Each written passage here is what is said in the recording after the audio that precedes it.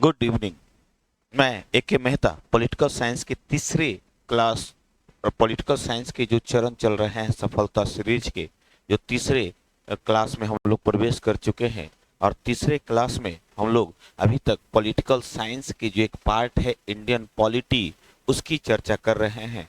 और अब तक इंडियन पॉलिटी में जो कुछ क्वेश्चंस के आगे के चरण को देखते हैं कि आगे के चरण में कौन कौन से हमारे पास क्वेश्चंस आते हैं। चलिए अगले क्वेश्चंस की तरफ जो राजनीति विज्ञान का है, और ये हमारा उद्देश्य जो है सफलता सीरीज का कि मार्च में जो एग्जाम होगा, क्योंकि इतना कम समय है एग्जाम का कि उस एग्जाम में हम पूरे क्वेश्चंस को हम डिस्क्राइब करके एक बार देखने की कोशिश करते हैं। और अब तक हम जो है ये सफलता सीरीज में तीसरे चरण में प्रवेश कर चुके हैं। और इस सफलता सीरीज के तीसरे चरण में जो क्वेश्चन है क्वेश्चन नंबर 441 से लेकर के क्वेश्चन नंबर 441 से लेकर के अब हम बात कर रहे हैं एक एक क्वेश्चंस का। क्वेश्चन यहां दिख रहा होगा। कल तक हमने 440 नंबर क्वेश्चंस तक कवर कर लिया था पिछले वीडियोस में। चलिए हम अगले क्वेश्चंस की तरफ आते हैं। क्वेश्चंस कह रहा है कि निम्नलिखित में से किस वाद से उच्चतम न्यायालय ने धारणा प्रस्तुत की कि उद्देशिका संविधान का भाग है। याद रखिएगा, एक्चुअली उच्चतम न्यायालय ने उद्देशिका को संविधान का अंग केशवानंद भारती मामले में माना था। केशवानंद भारती मामले में माना था। केशवानंद भारती बनाम केरल राज्य मामले में माना था 1973 में। 24 अप्रैल 1973 को केशवानंद भारती मामले में सुप्रीम कोर्ट ने सबसे पहले उद्देशिका को संविधान का अंग माना। वहीं बेरूबारी वाद में जो बेरूबारी वाद हुआ था उसमें सुप्रीम कोर्ट ने कहा था कि उद्देशिका संविधान का अंग नहीं होता है, लेकिन केशवानंद भारती मामले में इसे संविधान का अंग माना। परंतु ऑप्शन में अगर देखिएगा तो ऑप्शन में केशवानंद भारती मामला नहीं है।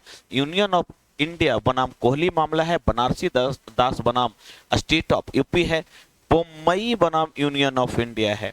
यह बम्बई बनाम 1993 में बाद में आया था और SR बम्बई बाद में ही सहकारी संघवाद को स्थापित करने पर जोर दिया था और मूल ढांचे की अवधारणा को भी बढ़ावा दिया था। इसी SR बम्बई बाद में भी उद्देशिका को संविधान का अंग माना था। इस 1993 वाले बम्बई बाद में भी उद्देशिका को संविधान का अंग माना गया था। यही कारण है कि यहाँ जो प्रश्न है कि किस निम्नलिखित में से, यहाँ कह रहा है, ये कतई नहीं कह रहा कि सर्वप्रथम किस वाद में माना गया। अगर सर्वप्रथम यदि पूछता ना तो केशवानंद भारती मामला कहलाता, लेकिन कह रहा है कि निम्नलिखित में से किस वाद में सुप्रीम कोर्ट ने उद्देशिका को संविधान का अंग माना। तो 1993 के बम्बई बाद में SR बम्बई बाद बनाम यूनियन ऑफ इंडियंस बाद में उद्देशिका को संविधान का अंग माना था। ध्यान रखिएगा। तो इसका और इसी बाद में सहकारी संघवाद को भी संविधान का मूल ढांचा माना। मूल ढांचे की व्याख्या भी बम्बई बाद में की गई थी। मूल ढांचे की व्याख्या भी बम्बई बाद में की गई थी और समय समय पर कई बार मूल ढांचे की व्याख्या हुई। हाँ, ये कहेगा कि सर्वप्रथम किस में हुआ था तो केशवानंद भारती बाद में हुआ था, लेकिन बम्बई बाद में भी मूल ढांचे की व्याख्या हुई और उसमें भी कहा गया उद्देशिका संविधान का अंग है। तो 441 का आंसर ऑलरेडी क्या हो जाएगा? सी हो जाएगा। क्लियर, समझ में आया? चलिए अगले क्वेश्चंस की तरफ 442 नंबर क्वेश्चंस की तरफ चलते हैं। क्वेश्चंस कह रहा है कानून को लागू करने, प्रश्न पढ़िए, पूरा पढ़िएगा। कानून को लागू करने के मामले में कोई विधान, कानून को लागू करने में कोई विधान जो किसी कार्यपालिका अथवा प्रशासनिक अधिकारी को अनिर्देशित एवं अनियंत्रित विवेकाधिकार देता है। क्या कोई कानून ऐसा है जो कार्यपालिका को इस प्रकार से अधिकार देता है कि किसी प्रकार से वो लागू कर सके, अनियंत्रित अधिकार देता है? तो संभव है क्या? चलिए कह रहा है कि अधिकार देता है। भारत के संविधान के निम्नलिखित किसका उल्लंघन करता है? किसका उल्लंघन करता है? तो मैंने कहा भारतीय संविधान समानता का अधिकार देता है, और समानता के अनुच्छेद 14 के तहत, देखिए समानता का अधिकार 5 अनुच्छेद में है।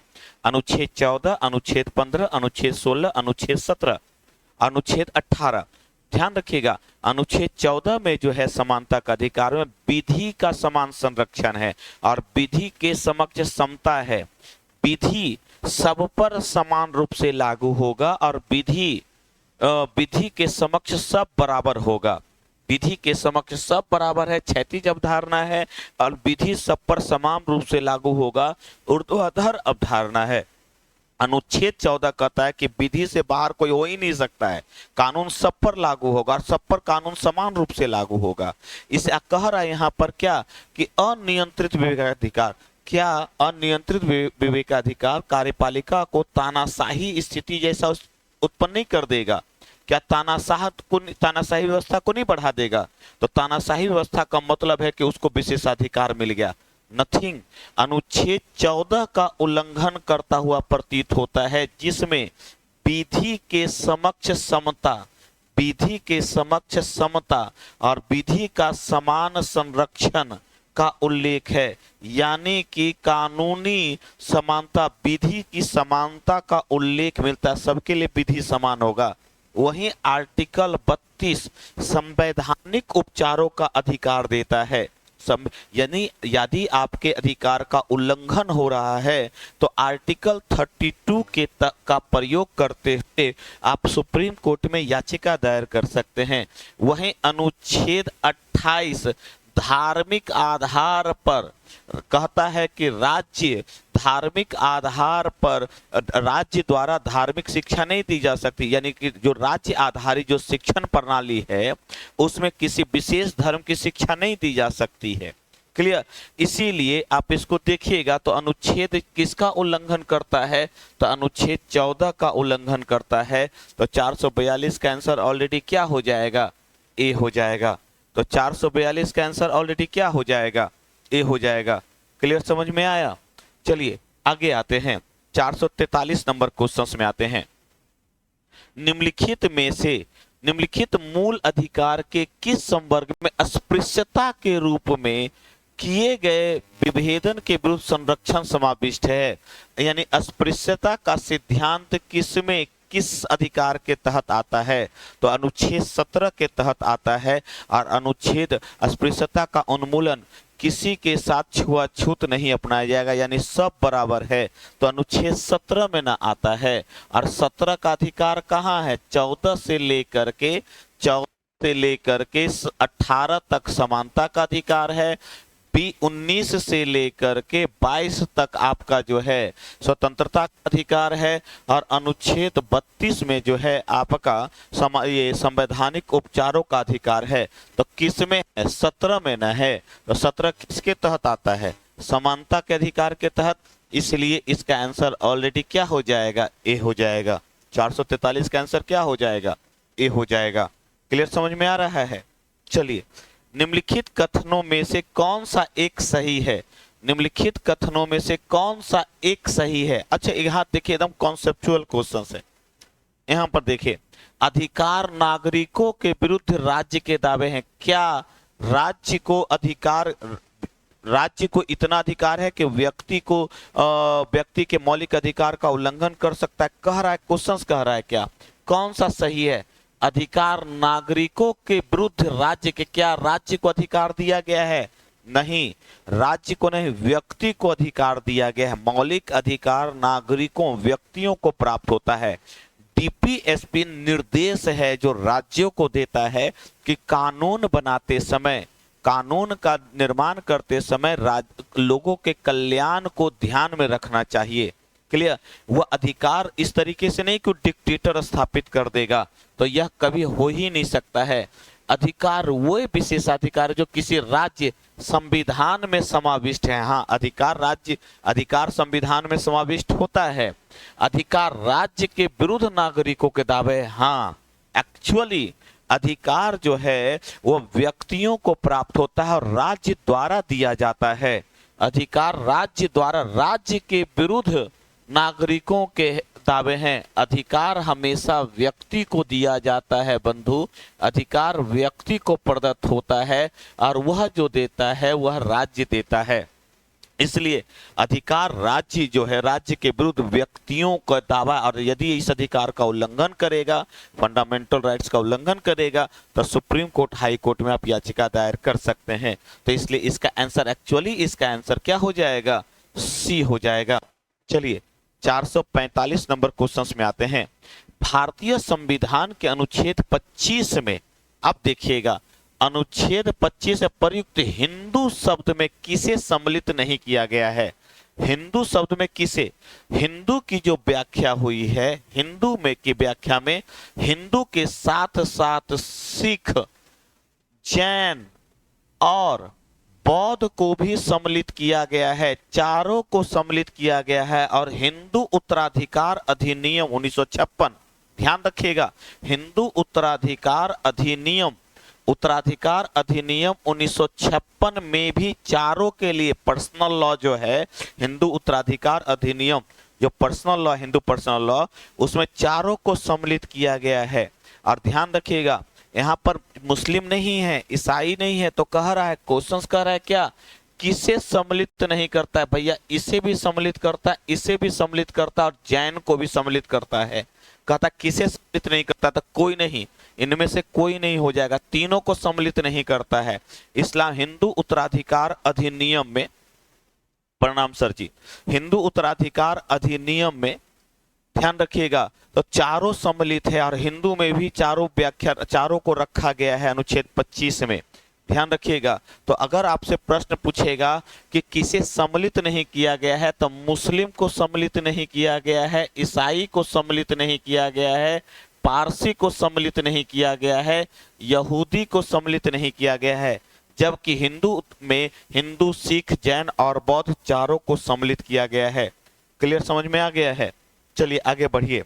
अगला क्वेश्चन है कि भारत के संविधान के अनुसार निम्न में से, प्रश्न यह है कि भारत के संविधान के अनुसार निम्न में से कौन सा कथन सही है? प्रश्न समझिएगा पूरा। भारत के संविधान के अनुसार निम्नलिखित में से कौन सा कथन सत्य है? आप मेरा जो चैनल है PSIR बाई AK मेहता, उस पर भी आपको सारा वीडियोस अवेलेबल मिल जाएगा, आप उस पर भी देख सकते हैं। आदित्य GMC के साथ साथ PSIR by AK Mehta, political science international relations, PSIR का मतलब होता है पॉलिटिकल साइंस इंटरनेशनल रिलेशंस, तो PSIR बाई AK मेहता पर भी सारे आपको वीडियोस अवेलेबल मिल जाएंगे। क्लियर? तो भारत के संविधान के अनुसार निम्नलिखित में से कौन सा कथन सही है? अब देखिए, कानून के समक्ष समानता केवल भारत के नागरिकों को प्राप्त है। देखिए दो प्रश्न है यहाँ पर। विदेशियों को प्राप्त अधिकार, विदेशियों को प्राप्त अधिकार और सिर्फ भारतीयों को, विदेशियों प्लस भारतीयों को प्राप्त अधिकार और सिर्फ भारतीयों को प्राप्त अधिकार। फंडामेंटल राइट्स में जरूर से पूछा जाता है कभी कभी प्रश्न कि सिर्फ विदेशियों को कौन सा अधिकार प्राप्त है, सिर्फ विदेशी और भारतीयों को कौन सा अधिकार प्राप्त है, और सिर्फ भारतीयों को कौन सा अधिकार प्राप्त है। सिर्फ भारतीयों को कौन कौन सा अधिकार प्राप्त है? अनुच्छेद 15, अनुच्छेद 16, अनुच्छेद 19, अनुच्छेद 32, ये जितने भी अधिकार हैं सिर्फ भारतीयों को प्राप्त है। 14 सभी के लिए प्राप्त है, ये 17 सभी के लिए प्राप्त है। क्लियर? आपका 20 सभी के लिए प्राप्त है, 21 सभी के लिए प्राप्त है, 25 सभी के लिए प्राप्त है।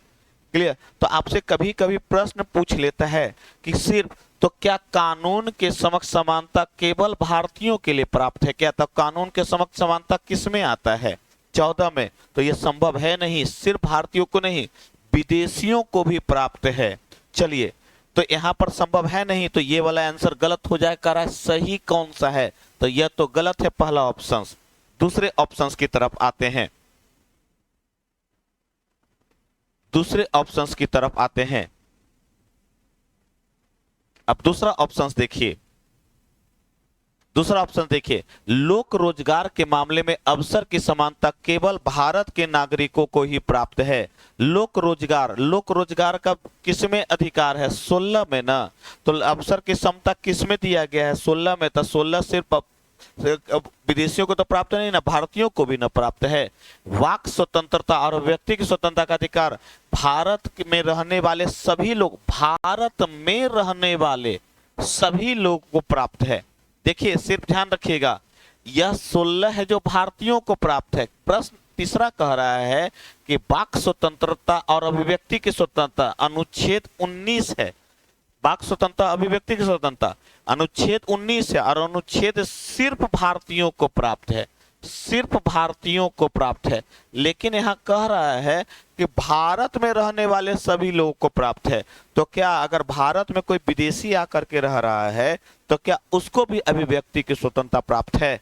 नहीं। प्रश्न यहाँ समझिएगा, यहाँ कह रहा है कि सिर्फ भारत में रहने वाले सभी लोग को प्राप्त है। नहीं, भारत में जो विदेशी आकर के रह रहे हैं, जो पर्यटन के लिए आया है, जो भारत में कुछ समय से राजदूत के रूप में रह रहा है, उसके परिवार के रूप में रह रहा है, क्या सभी को वाक स्वतंत्रता का अधिकार है? नहीं। तो सिर्फ भारतीयों को प्राप्त है, इसलिए ये भी गलत हो जाएगा। तो 2 सही है, 3 गलत है, 1 गलत है और 3 गलत है। तो क्या आंसर? तो करा को सही उत्तर चुनिए। तो केवल 1 गलत है, केवल 3 गलत है, केवल 2 सही है, केवल 2 सही है। तो इसका आंसर ऑलरेडी केवल 2 हो जाएगा, इसका आंसर ऑलरेडी बी हो जाएगा। क्लियर? चलिए आगे आइए। भारत के संविधान में गारंटित मूल अधिकार, भारत के संविधान में गारंटित मूल अधिकार निलंबित किए जा सकते हैं। गारंटित कब मूल अधिकार समाप्त किया जा सकता है? अनुच्छेद 12 से लेकर के, ध्यान रखिएगा, मूल अधिकार 12 से लेकर के 35 तक में है जो अमेरिका के संविधान से प्रभावित है। मूल अधिकार, और मूल अधिकार 12 कहता है, 12 में राज्य की परिभाषा दी गई है, राज्य की परिभाषा दी गई है। और 13(1) कहता है, 13(1) कहता है कि राज्य कोई ऐसा कानून नहीं बनाएगा, कोई ऐसा कार्य नहीं करेगा जो मूल अधिकारों का उल्लंघन करता हो। और यदि कोई ऐसा कानून बनाता है, 13(2) कहता है, यदि ऐसा कानून बनता है तो इन मूल अधिकारों का इन कानूनों को शून्य घोषित किया जा सकता है। तो राज्य कोई ऐसा काम नहीं करेगा जो मूल अधिकारों का उल्लंघन करता हो। लेकिन मूल अधिकार कह रहा है कि मूल अधिकार निलंबित किए जा सकते हैं। किस परिस्थिति में निलंबित किए जा सकते हैं मूल अधिकार? तो राष्ट्रीय आपातकाल की घोषणा अनुच्छेद 352 में की जाती है। अनुच्छेद 352 में 2 प्रकार से आपातकाल की घोषणा होती है, इसे 3 मानते हैं। एक होता है अनुच्छेद 352 के तहत, इसको में कहते हैं राष्ट्रीय आपातकाल। इस रूप में माना जाएगा जब देश पर युद्ध का संकट हो, जब भारत का युद्ध हुआ हो या आंतरिक सुरक्षा को खतरा हो, सशस्त्र विद्रोह हुआ। पहले आंतरिक सुरक्षा था, बाद में इसे बदल करके सशस्त्र विद्रोह कर दिया गया। यदि भारत में सशस्त्र विद्रोह की स्थिति हो जाए या भारत का किसी देश के साथ युद्ध हो जाए तो अनुच्छेद 352 का प्रयोग करके राष्ट्रीय आपातकाल की घोषणा की जाती है।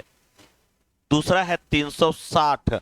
यदि इसके तहत वित्तीय स्थिति खराब हो जाए भारत में तो वित्तीय आधार पर आपातकाल की घोषणा की जा सकती है। और एक है 356, यह राज्य में लगता है। आपने कई बार धारा 356 ये अनुच्छेद 356 का उल्लेख सुना होगा, राष्ट्रपति शासन। या राज्य में यदि संवैधानिक संस्था खत्म हो जाए, उस परिस्थिति संवैधानिक संस्था का मतलब है सरकार यदि संवैधानिक रूप से कार्य नहीं करता हो। मेरा कहने का मतलब है कि संवैधानिक रूप से सरकार यदि कार्य नहीं कर रहा हो, संवैधानिक संकट क्रिएट हो जाए तो राज्यपाल वहां पर राष्ट्रपति शासन लागू कर सकता है। तो यहाँ ध्यान रखिएगा।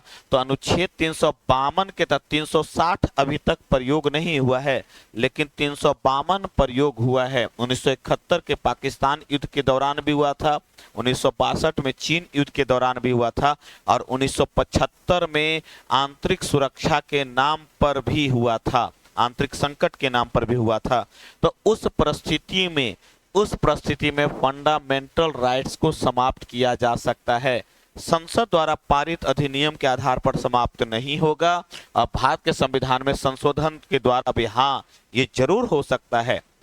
कह रहा कि फंडामेंटल राइट समाप्त किया जा सकता है, ये हो सकता है सिर्फ राष्ट्रीय आपातकाल के दौरान, लेकिन उसमें भी शर्त है।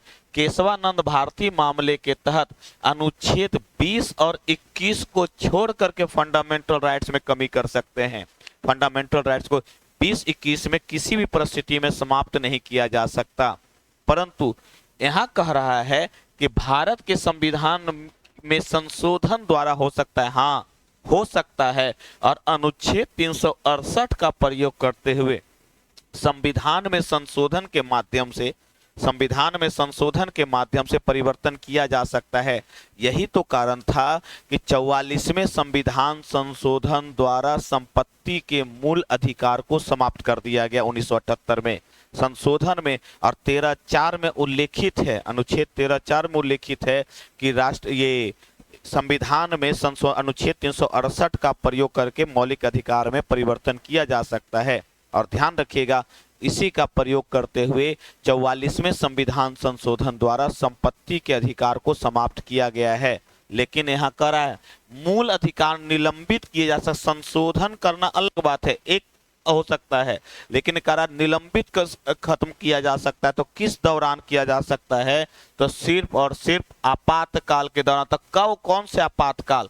तो अनुच्छेद 352, 360 नहीं लगा है आज तक, ठीक है, लेकिन 356 में कोई प्रभाव नहीं पड़ता है मूल अधिकार पर। यदि 356 लग भी जाए तो मूल अधिकार पर कोई प्रभाव नहीं पड़ता है। तो 447 का आंसर क्या हो जाएगा? ए हो जाएगा। तो क्लियर, अब समझ में आ रही है बातें? चलिए आगे बढ़ते हैं, 448 नंबर क्वेश्चंस को देखते हैं।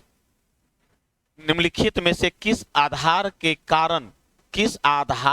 कारण नागरिकों की विचार एवं अभिव्यक्ति की स्वतंत्रता प्रतिबंध नहीं लगाया जा सकता? कौन सा आधार है जिसके कारण व्यक्ति के अभिव्यक्ति की स्वतंत्रता पर प्रतिबंध नहीं लगाया जा सकता है? अच्छा, अभिव्यक्ति की स्वतंत्रता का उल्लेख अनुच्छेद 19(1)(a) में है। अनुच्छेद 19(1)(a) में व्यक्ति के अभिव्यक्ति की स्वतंत्रता, और अभिव्यक्ति का मतलब होता है कि विचारों को प्रकट करना किसी भी माध्यम से, बोलकर, लिखकर, चित्र बनाकर, कार्टून बनाकर, किसी भी माध्यम से जब व्यक्ति अपने विचारों को प्रकट करता है जिससे नए विचार उत्पन्न होते हैं। याद रखिए, अभिव्यक्ति की स्वतंत्रता लोकतंत्र की महत्वपूर्ण विशेषता है बंधु। इसको प्रस्तावना में भी लिखा गया है, विचार रखने की स्वतंत्रता। तो कहा जाता है कब प्रतिबंध नहीं लगाया जा सकता है? क्या व्यक्ति भारत की संप्रभुता के संबंध में विचार रखे, अब भारत की संप्रभुता पर आघात करे उसके बातों से, तो क्या उसके व्यक्ति की स्वतंत्रता नहीं रोकी जा सकती है? हाल ही में आपने सुना होगा JNU में, जवाहरलाल नेहरू यूनिवर्सिटी में आपने एक विवाद हुआ था ना, कन्हैया वाला, कि उसने भारत के टुकड़े होंगे 1000 पर एक बयान दिया था। और कि यही एक MLA का बेटा जो था, जिसने है जो चिकन नेक को तोड़ने जैसी व्यवस्था, चिकन नेक को तोड़ने की बात कही थी, तो वो जब भारत की संप्रभुता पर सवाल उत्पन्न होगा तो उसके अभिव्यक्ति की स्वतंत्रता को रोक दी जाएगी। ध्यान रखिएगा, अनुच्छेद 19(1)(a) अभिव्यक्ति की स्वतंत्रता देता है, लेकिन अनुच्छेद 19(2) उसको रोकता है। कहता है कि आपको बोलने की हम इतना ही स्वतंत्रता देंगे बंधु जितने स्वतंत्रता से संप्रभुता का उल्लंघन नहीं होगा। तो अगर इसका उल्लंघन करेगा तो रोक दिया जाएगा। यदि न्यायपालिका का अपमान करेगा तो न्याय उसको भी स्वतंत्रता का, अभिव्यक्ति की स्वतंत्रता नहीं होगी। इससे न्यायपालिका के अपमान का यानी कि अवमानना का केस भी हो सकता है बंधु। क्लियर?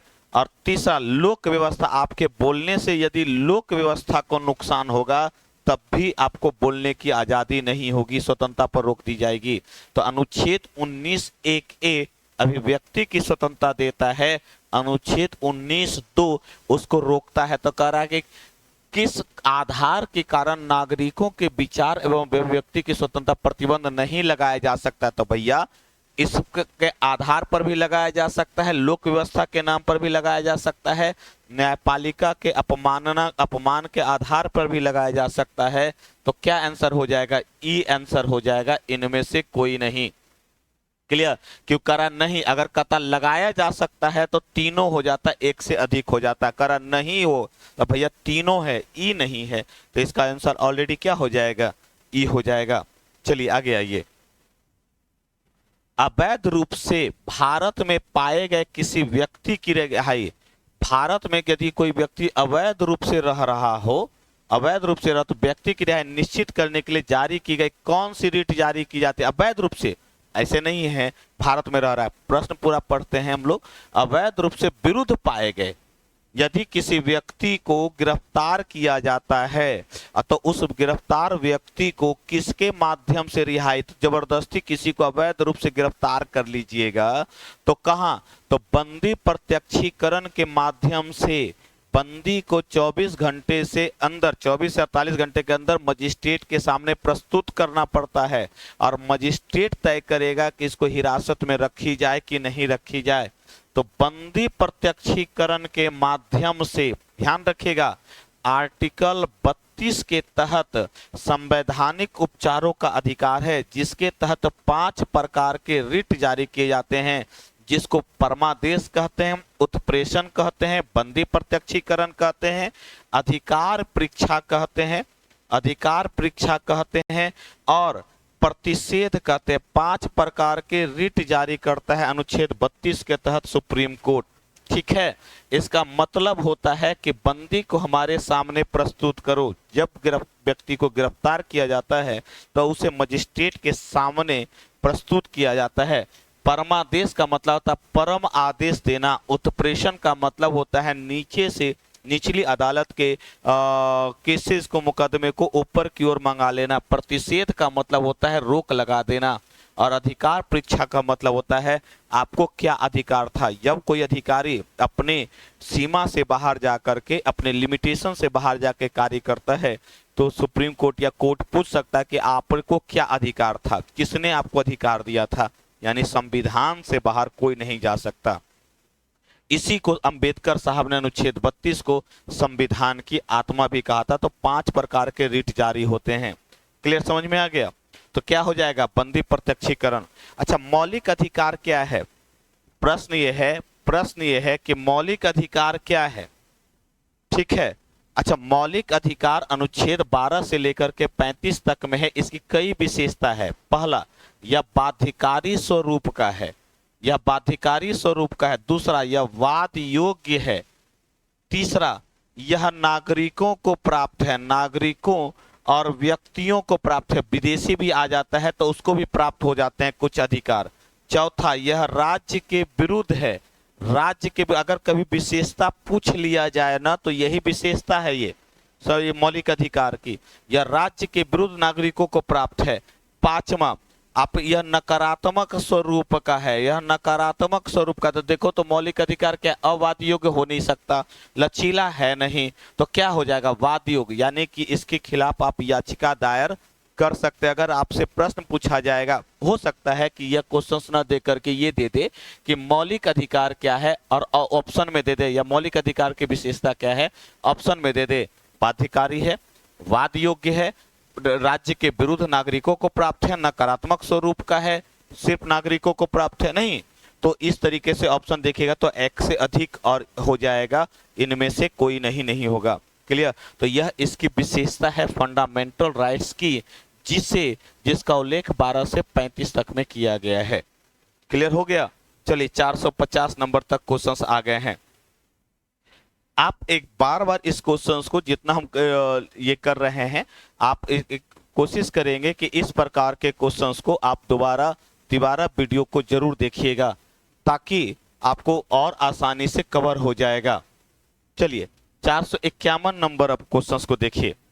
451 नंबर क्वेश्चंस कहता है कि भारत के उच्चतम न्यायालय मतलब सुप्रीम कोर्ट, भारत के सुप्रीम कोर्ट में निम्नलिखित में से किस वाद में, सुप्रीम कोर्ट ने निम्नलिखित में से किस वाद, पिछड़े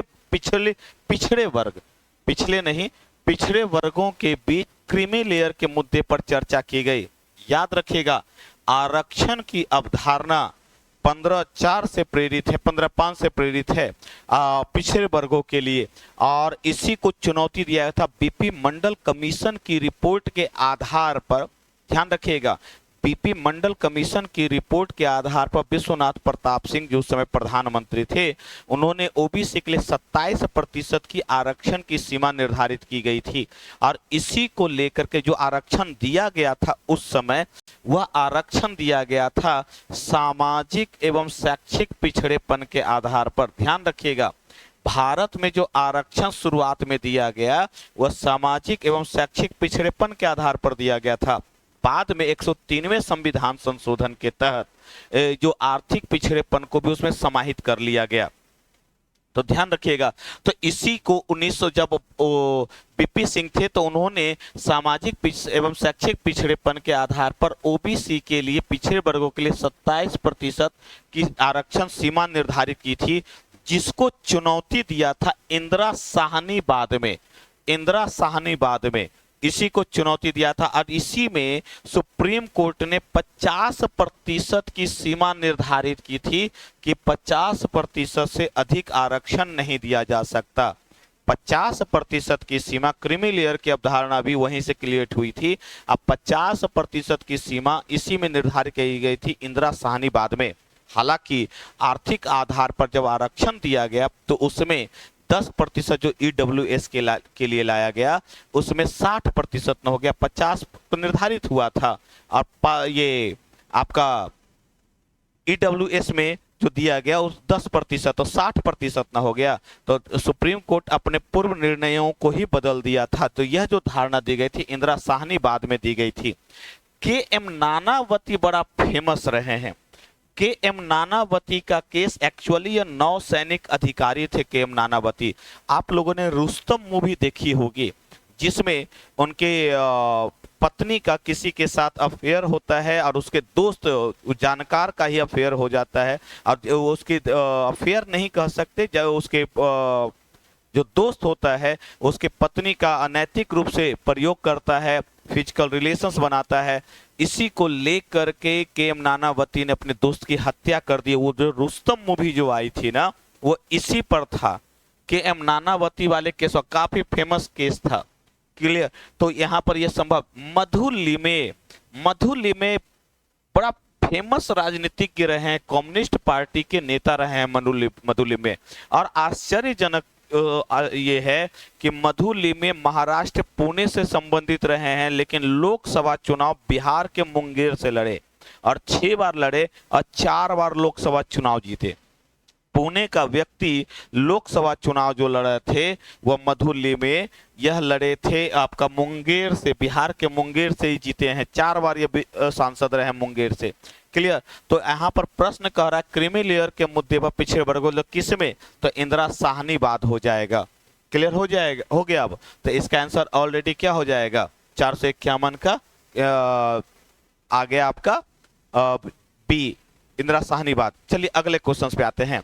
भारत के संविधान में अंतर्राष्ट्रीय शांति और भारत के संविधान में अंतर्राष्ट्रीय शांति और सुरक्षा की अभिवृद्धि कहाँ उल्लेख किया गया है, तो इसका उल्लेख 51 में है, आर्टिकल 51 में है।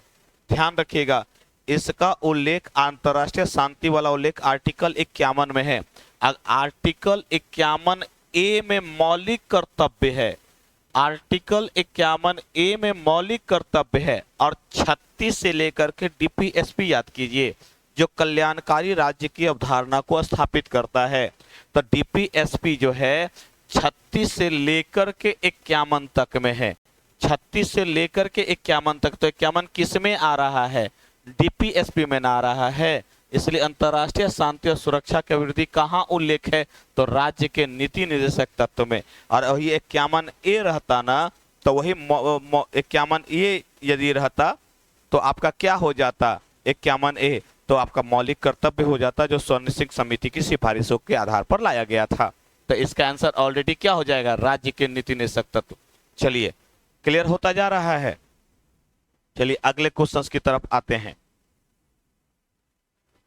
भारत में संविधान के भाग 4, अच्छा भाग 4 शब्द लिखा हुआ है, भारत के संविधान भाग 4 किससे जुड़ा हुआ है? डीपीएसपी से जुड़ा हुआ है, समझ लीजिए। भाग 4 में अंतर्विष्ट प्रावधानों के संदर्भ में निम्नलिखित कथनों में से कौन सा सही है? सही कथन चुना, डीपीएसपी से जुड़ा हुआ है। और डीपीएसपी की विशेषता है बंधु, वाद योग्य नहीं है, वाद योग्य नहीं है, यानी इसके खिलाफ आप याचिका दायर नहीं कर सकते हैं, केस कोर्ट में नहीं जा सकते हैं। इसकी विशेषता है राज्य को प्राप्त है, राज्य को निर्देश प्राप्त है।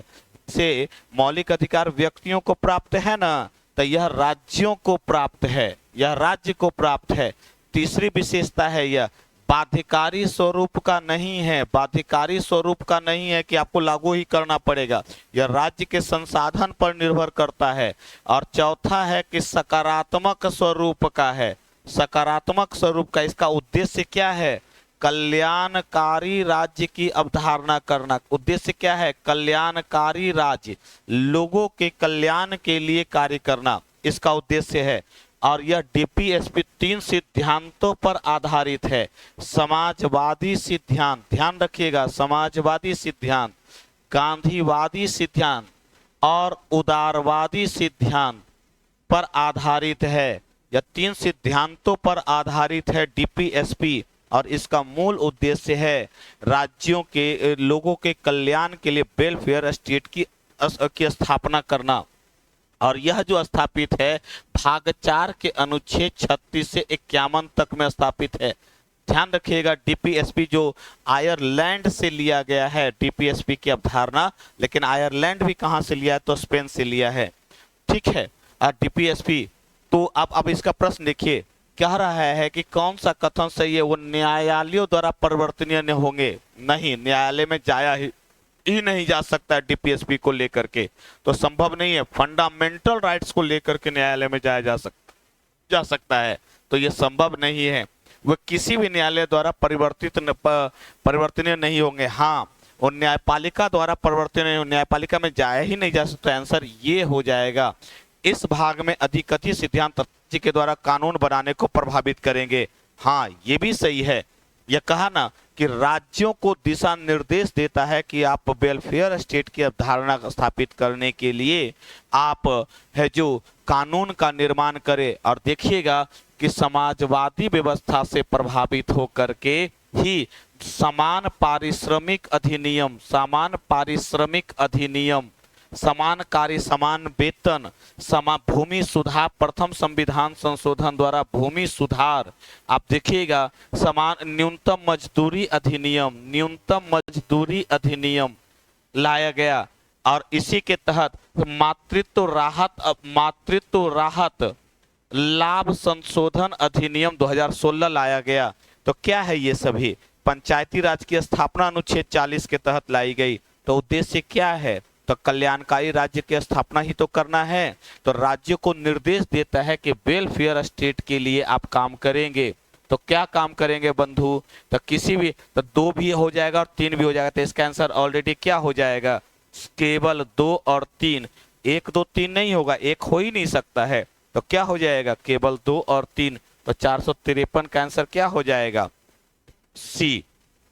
अगले क्वेश्चंस की तरफ चलें, अगले क्वेश्चंस की तरफ चले। आइए, राज्य की नीति के निर्देशक तत्व के अधीन निम्नलिखित में से कौन सा उपबंध नहीं है? अब कह रहा है कि राज्य के नीति निर्देशक तत्व के अधीन कौन सा उपबंध नहीं है बंधु? तो राज्य कौन सा है? तो काम करने का अधिकार, आजीविका, काम करने का अधिकार नहीं हो सकता है, संभव नहीं है। 6 वर्ष से कम आयु के बच्चों के, कह रहा कि नहीं है, उपबंध नहीं है। 6 वर्ष से कम आयु के बच्चों के प्रारंभिक बाल्यावस्था में देखभाल और शिक्षा का उपबंध ये है। भारत के सभी लोग सामंजस्य और सामान्य भाईचारे की प्रवृत्ति को बढ़ावा देना, यह उल्लेख नहीं है। हाँ, अनुच्छेद 39 आजीविका का अधिकार, आजीविका को लागू करने के लिए यह प्रश्न ये जरूर कहता है कि आजीविका, अनुच्छेद 39 के तहत आजीविका का साधन उपलब्ध करवाया जाना चाहिए। और मनरेगा इसी के रूप में लाया गया था, और मनरेगा जो है इसी के तहत लाया गया था। तो इसके आंसर ऑलरेडी में क्या हो जाएगा? तो क्या है इसके 454 का? तो तो काम करने का अधिकार सम्मिलित होगा कि नहीं होगा, क्या हो जाएगा इसका आंसर? तो ध्यान रखिएगा, इसका आंसर जो हो जाएगा तो काम का आजीविका के साधन को रखा नहीं, कह रहा नहीं है, तो यह तो है, ये भी है, आजीविका का अधिकार भी प्रदान करता है, लेकिन यह कहीं इसका उल्लेख नहीं है सामंजस्यता स्थापित करना, भाईचारे के प्रवृत्ति। यह मौलिक कर्तव्य से जुड़ा हुआ है, यह मौलिक कर्तव्य से जुड़ा हुआ है, इसलिए इसका आंसर ऑलरेडी क्या हो जाएगा? सी हो जाएगा। तो 454 का आंसर ऑलरेडी सी हो जाएगा। चलिए आगे आते हैं। निम्नलिखित में से कौन नीति निर्देशक तत्व, अब प्रश्न देखिए, निम्नलिखित में से कौन नीति निर्देशक तत्व, 455 नंबर क्वेश्चन में आइए, निम्नलिखित में से कौन नीति निर्देशक तत्व के संबंध में गलत है? नीति निर्देशक तत्व के संबंध में गलत है, तो कौन सा गलत है? यह सकारात्मक स्वरूप का है, बात सही है। अभी मैंने कहा यह राज्य को कुछ मसलों पर इनकी आवश्यकता होती है, गैर न्यायोचित न्यायपालिका में नहीं जा सकता, इसका उद्देश्य देश में सामाजिक एवं आर्थिक लोकतंत्र की स्थापना करना है। तीनों सत्य है बंधु। कह रहा कि कौन गलत है, तो तीनों सत्य है, तीनों सत्य है। इसका उद्देश्य वेलफेयर स्टेट की अवधारणा। और अगर आपको याद होगा, जो बीपीएससी के मेंस के स्टूडेंट्स रहे हैं, मेंस वाले में इस बार 68 वाले में, इस बार या पिछले बार 69 या 68 में, मैं भूल गया, उसमें एक शॉर्ट नोट्स में क्वेश्चंस आया हुआ है, शॉर्ट नोट्स में कि यह सकारात्मक निर्देश है जो आर्थिक एवं सामाजिक लोकतंत्र की स्थापना करने पर जोर देता है। वह यही से क्वेश्चन था बीपीएससी का मेंस का। क्लियर? तो ये 69 या 68 वाले में है, वो देखिएगा तो उसमें मिलेगा। तो संबंध में कौन सा गलत है भैया? तीनों सत्य है, तो तीनों तक कौन सा गलत हो जाएगा? ई हो जाएगा आंसर। क्लियर?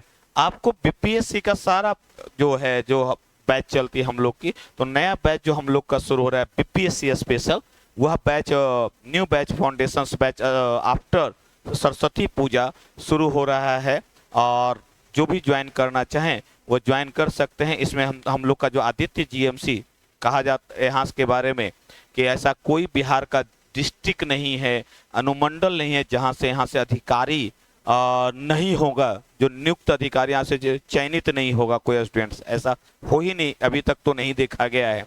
कोई बिहार का अनुमंडल और जिला नहीं मिलेगा, इसलिए ध्यान रखिएगा कि इस प्रश्न में तो कह रहा है कि भैया तीनों 455 वाले में आंसर क्या हो जाएगा? ई हो जाएगा। चलिए आइए 456 वाले क्वेश्चंस में आइए, निम्नलिखित में से 456 वाले आंसर में आइए कि निम्नलिखित कथनों पर विचार कीजिए। भारत के संविधान, निम्नलिखित कथनों पर विचार कीजिए कि भारत के संविधान, ठीक है, भारत के संविधान के संदर्भ में राज्य के नीति के निर्देशक तत्व विधायिका के कृत्यों पर निर्बंधन रखते हैं। क्या विधायिका के कार्यों पर ये अंकुश लगाता है नीति निर्देशक तत्व, और कार्यपालिका के कृत्यों पर निर्बंधन करता नहीं? यह निर्देश देता है कि आप जो है राज्य के लिए, आप लोक कल्याण के लिए कार्य करेंगे। यह निर्देश देता है बंधु कि लोक के कल्याण करने के लिए। कहता है कि कानून जो बनाइएगा ना, तो लोक के कल्याण करने के लिए, तो कृत्यों पर निर्बंधन नहीं लगाता है और न ही कार्यपालिका के कार्यों पर निर्बंधन लगाता है। कहता है कौन सा सही है?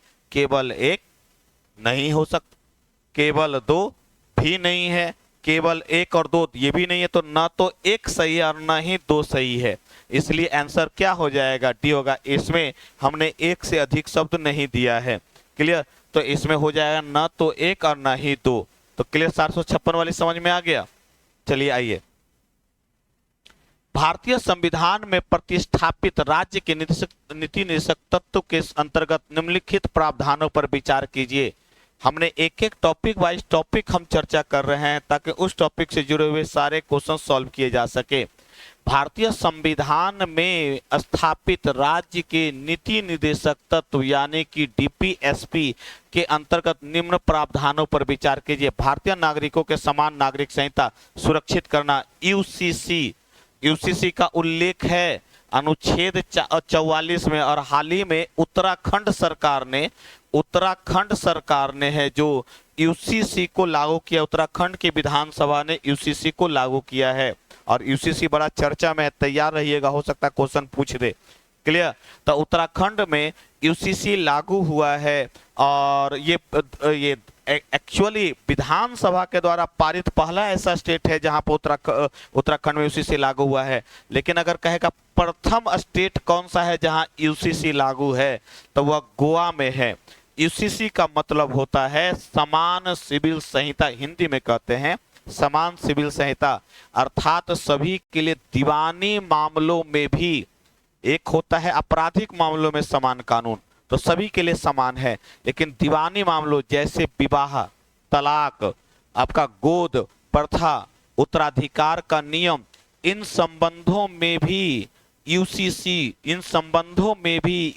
की ये यूसीसी लागू करने पर जोर दे, यानी समान कानून की बात करता है। क्लियर? तो ग्राम पंचायतों का संगठन होना ये अनुच्छेद 40 में है। ग्राम पंचायतों का संगठन होना अनुच्छेद 40 में है, ध्यान रखिएगा। तो अनुच्छेद 44 हो गया यूसीसी, अनुच्छेद 40 हो गया आपका। तो कह रहा है विचार कीजिए, तो दोनों सत्य है। चलिए आगे विचार करते हैं अगले टॉपिक पे, ठीक है।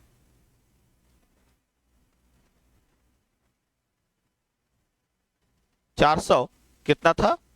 हाँ, अब आइए, ग्रामीण क्षेत्रों में कुटीर उद्योग की स्थापना करना, क्या यूसीसी के क्या ग्रामीण क्षेत्रों में कुटीर उद्योग की स्थापना ग्रामीण क्षेत्रों में, तो अनुच्छेद 43 पर करके देखिए, ये भी डीपीएसपी का पार्ट है। और देखिए, सभी कर्मकारों के लिए यथोचित अवकाश तथा सांस्कृतिक अवसर सुरक्षित कराना। अब कह रहा है, चारों ऑप्शन दे दिया। अब कह रहा है कि उपरोक्त में से कौन सा गांधीवादी सिद्धांत है जो राज्य के नीति निषेध तत्वों से प्रतिबंधित होते हैं।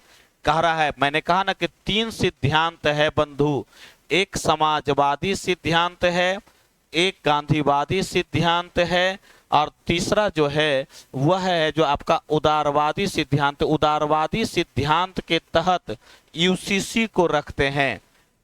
गांधीवादी सिद्धांत के तहत ग्राम पंचायत को रखेंगे और कुटीर उद्योग की स्थापना को भी एक ग्राम पंचायत को रखेंगे। तो कह रहा है, प्रश्न कह रहा है कि भैया और कुटीर उद्योग की स्थापना को भी रखेंगे, तो यूसीसी तो हो नहीं सकता है, तो उदारवादी है। सभी कर्मकारों के लिए यथोचित और सांस्कृतिक अवसर, यह रखेंगे समाजवादी सिद्धांत के तहत। तो केवल 2 और 3 जो है आपका गांधीवादी सिद्धांतों से प्रभावित नजर आ रहा है। तो इसका आंसर ऑलरेडी क्या हो जाएगा? सी हो जाएगा। चलिए आगे आइए, 458 नंबर क्वेश्चन में, किस राज्य में समान नागरिक संहिता लागू? अभी मैंने कुछ देर पहले कहा ना कि यहाँ पर ऑप्शन के अनुसार गोवा है। जब क्वेश्चन बना था तो उस समय उत्तराखंड नहीं था, तो गोवा आंसर हो जाएगा। लेकिन अगर कहेगा किस राज्य में विधायिका द्वारा हाल ही में लागू किया गया, तो उत्तराखंड हो जाएगा। तो 2 राज्यों में यूसीसी लागू है, एक गोवा में, तो उसको गोवा समान संहिता कहते हैं, और यहाँ पर उत्तराखंड में भी यूसीसी लागू है। तो इसके अनुसार तो गोवा हो जाएगा, सी हो जाएगा। लेकिन अगर वर्तमान में उत्तराखंड भी दे देगा तो उसके आंसर 1 से अधिक हो जाएगा। अगर रहेगा तो ध्यान रखिएगा करंट में। चलिए 459 नंबर क्वेश्चन पे आते हैं। भारत में न्यायपालिका का कार्यपालिका से पृथक्करण, शक्तियों का पृथक्करण सिद्धांत, कार्यपालिका और विधायिका का पृथक्करण किस अनुच्छेद में है? तो अनुच्छेद 50 में है बंधु। 50 किसका अंग आता है? तो राज्य के नीति निर्देशक तत्व का। किसका अंग आता है? तो राज्य के नीति किससे संबंधित है? तो राज्य के नीति निर्देशक तत्व से संबंधित है। तो इसका आंसर ऑलरेडी क्या हो जाएगा? बी हो जाएगा। क्लियर? 7वीं अनुसूची में संघ सूची, राज्य सूची, समवर्ती सूची, और अवशिष्ट सूची का प्रावधान किया गया है। संघ सूची के तहत सिर्फ संसद को ही कानून बनाने का अधिकार है। राज्य सूची के तहत सिर्फ राज्य की विधायिका को कानून बनाने का अधिकार है। समवर्ती सूची के तहत संसद प्लस राज्य दोनों कानून बनाएगा और अवशिष्ट सूची के तहत सिर्फ संसद को कानून बनाने का अधिकार है। तो कभी कभी ऐसे भी प्रश्न पूछ लिए जाते हैं। ठीक है, तो राज्य समवर्ती सूची कहाँ से, अच्छा कहेगा ये सूची की व्याख्या कहाँ से ली गई, तो 1935 अधिनियम से ली गई है। हाँ, समवर्ती सूची की व्याख्या जो ली गई है वह ली गई है अमेरिका, क्या बोलते हैं, 1935 की जो व्याख्या ली गई है वह ली गई है आपको कहाँ से, तो ये ऑस्ट्रेलिया से। यह जो ली गई कहाँ से ली गई है, ऑस्ट्रेलिया से ली गई समवर्ती सूची। राज्य का नीति निर्देशकता तो कहाँ से लिया गया है, तो ब्रिटेन से लिया, ये आयरलैंड से लिया गया है। और संविधान की उद्देशिका जो है वह राज्य संविधान के परिचय पत्र माना जाता है, संविधान का परिचय पत्र माना जाता है, या फिर आप इसको कह सकते हैं कि संविधान का परिचय पत्र माना जाता है या संविधान की आत्मा भी मानी जाती है। तो 459 कह रहा है कि शक्तियों का पृथक्करण किससे संबंधित है, तो आर्टिकल 50 से संबंधित, और 50 किससे है, तो राज्य के नीति निर्देशक तत्व से संबंधित है। तो 459 का आंसर ऑलरेडी क्या हो जाएगा, बी हो जाएगा। चलिए आइए, भारत के संविधान में अंतर्राष्ट्रीय शांति और सुरक्षा के विरोधी का उल्लेख कहाँ है। भारत के संविधान में अंतर्राष्ट्रीय शांति और सुरक्षा के विरुद्ध तो कितना में, अनुच्छेद 51 में, तो कहाँ हो जाएगा, अभी मैंने कुछ देर पहले कहा 51A में मौलिक कर्तव्य है। 51A में मौलिक कर्तव्य संविधान की उद्देशिका विधिक प्रभाव नहीं रखती है, संविधान का अंग है लेकिन यह विधिक प्रभाव नहीं रखती है। क्लियर, तो इसका आंसर ऑलरेडी क्या हो जाएगा बंधु, तब बी हो जाएगा 460 का। चलिए आगे आइए, 461 नंबर क्वेश्चन में, संविधान में निम्नलिखित में किसके शोषण के विरुद्ध अधिकार था। शोषण के विरुद्ध अधिकार किससे संबंध, कौन से अनुच्छेद से संबंधित है, तो 23 और 24 में, जहां बच्चों के शोषण पर रोक है, जहां महिलाओं के शोषण पर रोक है। तो करा संविधान में से किसके शोषण के विरुद्ध, किसके शोषण के, तब बच्चों से श्रम नहीं कराया जा सकता, बलात्श्रम नहीं कराया जा सकता। क्लियर, तो 1 और 2 तो दिखता है, तो 1 और 2 मानव तस्करी पर रोक लगाई गई है। जनजातियों शब्द नहीं है, जनजातियों के शब्द से संबंधित है, इसके अनुसार, मेरे अनुसार इसका आंसर 1 और 2 हो जाएगा। 461 का आंसर मेरे अनुसार 1 और 2 होगा। तो देखते हैं शोषण के विरुद्ध अधिकार है ना लिखा हुआ ये मौलिक अधिकार में, तो 23 और 24 में, तो कहाँ का था, बलात्श्रम नहीं कराए जा सकते, बंधुआ मजदूर नहीं बनाया सकता, बच्चों से काम नहीं करवाए जा सकते, नहीं। तो वहां शोषण के विरुद्ध अधिकार में तीनों का उल्लेख है, ये बच्चों और स्त्रियों के संबंध में है। तो इसका आंसर केवल 1 और 2 हो जाएगा। चलिए, न्यायिक पुनराविलोकन, इसको आमतौर पर इंग्लिश में अगर शब्दावली बोले, इंग्लिश में यदि शब्दावली बोले तो न्यायिक पुनराविलोकन को जुडिशियल रिव्यू कहा जाता है, जुडिशियल रिव्यू कहा जाता है। ध्यान रखिएगा, जुडिशियल रिव्यू का कहीं भी संविधान में उल्लेख नहीं है, जुडिशियल रिव्यू का कहीं संविधान में उल्लेख नहीं है। अब ध्यान रखिएगा, जुडिशियल रिव्यू 3 प्रकार के होते हैं, 3 तरीके से इसको कहते हैं आमतौर पर समीक्षा। समीक्षा तो पहला होता है कि विधायिका द्वारा बनाए गए कानून की समीक्षा, दूसरा होता है कार्यपालिका द्वारा किए गए कार्यों की समीक्षा, और तीसरा होता है पूर्व दिए गए निर्णयों का, जरूरी नहीं कि उसको बदल देगा, उसी के आधार पर कोई केस आएगा तो उससे अलग निर्णय दे देगा, तो उसको भी न्यायिक पुनराविलोकन जुडिशियल रिव्यू में काउंट होता है। अब कराए, सभी प्रकरणों पर अंतिम अधिकार प्राप्त है, राष्ट्रपति के विरुद्ध दोषारोपण कर सकता है, मंत्रिपरिषद की सलाह की जांच कर सकता है, किसी भी राज्य के कानून को अवैध घोषित कर सकता है। यदि राज्य का कानून संविधान के तहत नहीं है, संविधान का उल्लंघन करता है, तब न्यायपालिका को अधिकार है कि वह राज्य के कानून को भी ये घोषित कर सकता है, क्या बोलते हैं इसको, जीरो घोषित कर सकता है। लेकिन प्रश्न यहाँ यह है कि सभी परिकरणों, कह रहा कि सर्वोच्च न्यायालय न्यायिक पुनराविलोकन के आधार पर क्या, तो राष्ट्रपति के विरुद्ध कोई दोषारोपण नहीं कर सकता, गलत है। मंत्रिपरिषद की सलाह की जांच नहीं कर सकता, ये भी गलत है। कोई कानून का उल्लंघन नहीं किया है, सलाह ले रहा है। सभी प्रकरणों पर अंतिम अधिकार प्राप्त है, नहीं, प्रकरण शब्द है, ये भी नहीं होगा।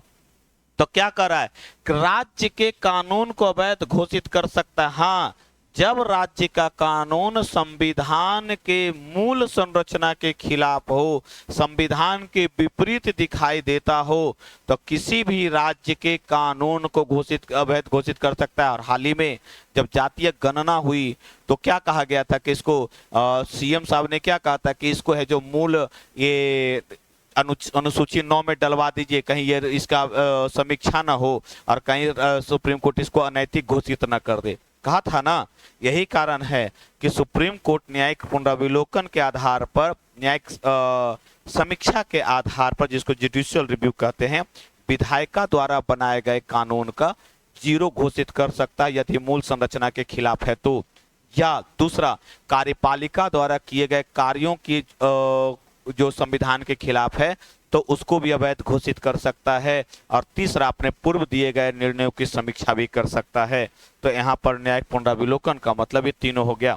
तो आंसर क्या हो जाएगा इसका? 462 का आंसर डी हो जाएगा। 463 वाले क्वेश्चन पे चलते हैं। राष्ट्रीय मानवाधिकार आयोग के संदर्भ में निम्नलिखित कथनों पर विचार कीजिए। ध्यान रखिएगा, राष्ट्रीय मानवाधिकार आयोग पूछ रहा है आपसे, तो राष्ट्रीय मानवाधिकार आयोग के संबंध में निम्नलिखित कथनों पर विचार कीजिए। राष्ट्रीय मानवाधिकार आयोग, राष्ट्रीय मानवाधिकार आयोग के संबंध में निम्नलिखित कथनों पर विचार कीजिए। याद रखिएगा, यह संवैधानिक संस्था नहीं है बंधु, यह वैधानिक संस्था है, वैधानिक या सांविधिक संस्था है। संवैधानिक संस्था नहीं है, यह वैधानिक संस्था है। संवैधानिक संस्था का मतलब जिसका संविधान में उल्लेख होगा। यह जो बनाया गया है पेरिस समझौते 1948 में यूएन महासभा द्वारा, पेरिस समझौता, इसको पेरिस का सिद्धांत भी कहते हैं, इसको पेरिस का सिद्धांत भी कहते हैं। 1948 में पेरिस समझौते के द्वारा इसको बनाया गया था, पेरिस सिद्धांत के तहत लाया गया था, इसलिए यह सही है। इस आयोग का अध्यक्ष अपना इस्तीफा राष्ट्रपति को सौंपेगा, अन्य सदस्य अपना इस्तीफा अध्यक्ष को सौंपेंगे। इसके अध्यक्ष का पद धारण करने के पश्चात भारत या राज्य सरकार के अधीन किसी पद पर नियुक्ति के पात्र नहीं होंगे। भैया, यह वैधानिक संस्था है, यह संवैधानिक संस्था ने, अगर संवैधानिक संस्था होगा ना तो होता ना तो इसके अध्यक्ष की नियुक्ति राष्ट्रपति करते, लेकिन यह वैधानिक या सांविधिक संस्था, सांविधिक या वैधानिक संस्था का मतलब होता है कि संसद द्वारा बनाए गए कानून के आधार पर बनाए, बिना संविधान में संशोधन किए हुए, उसको सांविधिक संस्था कहते हैं। तो राष्ट्रीय महिला आयोग, राष्ट्रीय मानवाधिकार आयोग, ये सांविधिक संस्था है। क्लियर? तो इसका आंसर ये होगा ही नहीं, क्योंकि राष्ट्रपति से कोई ताल्लुक नहीं है इस संबंध में। हाँ, इसका जरूर है कि पश्चात पद धारण करने के बाद किसी अन्य पद पर नियुक्ति के पात्र नहीं होगा। तो 1 और 3 ऑप्शन सही है बंधु, बी ऑप्शन सही नहीं। तो क्वेश्चन कह रहा है कि सही का सिलेक्ट कीजिए, सही ऑप्शंस का सिलेक्ट कीजिए। ठीक है, तो सही ऑप्शंस क्या हो जाएगा? देखो तो सही ऑप्शंस क्या हो जाएगा? 1 और 3, तो केवल 1 और 3 हो जाएगा आंसर। क्लियर, समझ में आ रहा है? तो राष्ट्रीय मानवाधिकार आयोग सांविधिक संस्था है। एक बड़ा इंपॉर्टेंट क्वेश्चन से 464 नंबर क्वेश्चन पढ़ करके देखिए, 464 नंबर क्वेश्चंस को पढ़ करके देखिए। तो और आपको अब यहां देखिए, निम्नलिखित कथनों पर विचार कीजिए। 464 नंबर क्वेश्चंस को देखिए और कह रहा है कि निम्नलिखित कथनों पर विचार कीजिए। राज्य लोक सेवा आयोग, याद रखिएगा, लोक सेवा आयोग का उल्लेख, लोक सेवा आयोग, अखिल भारतीय सेवा आयोग, अखिल भारतीय सेवा आयोग का उल्लेख अनुच्छेद 312 में है। इसी अखिल भारतीय सेवा आयोग के तहत ही यूपीएससी और SPSC, union public service commission, state public service commission का उल्लेख है, और इसका उल्लेख 315 में है और इसका उल्लेख 315(1) में है। राज्य लोक सेवा आयोग 315(1) में है और यूपीएससी 315 में है, जिसका मुख्य काम है एग्जाम कंडक्ट करवाना, अधिकारियों के एग्जाम को कंडक्ट कराना है ना।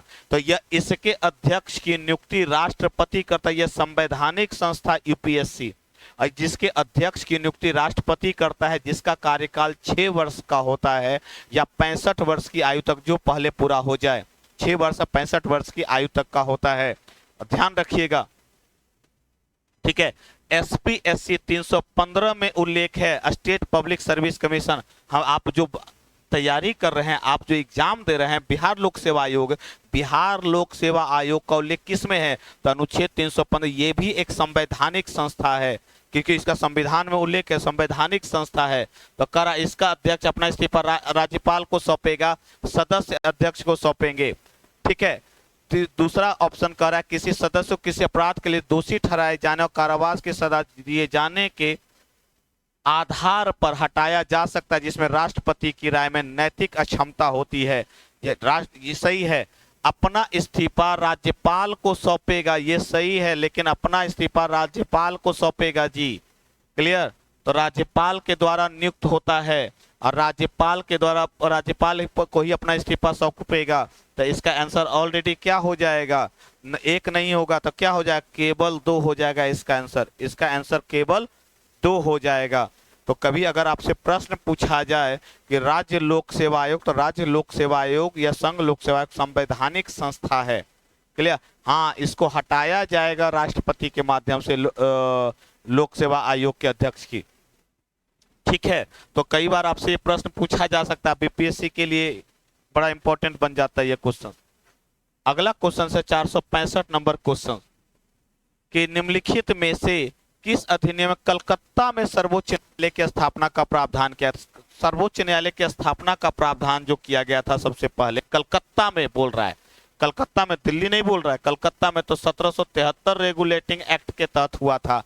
1813 चार्टर एक्ट के तहत ईस्ट इंडिया कंपनी के व्यापार के एकाधिकार को समाप्त कर दिया गया था, 2 को छोड़ करके। एक रखा गया था चाय वाला जो व्यापार था चाइना के साथ, चाइना के साथ व्यापार को रखा गया था, चाय वाला व्यापार को रखा गया था, बाकी ईस्ट इंडिया कंपनी के व्यापार को समाप्त कर दिया था।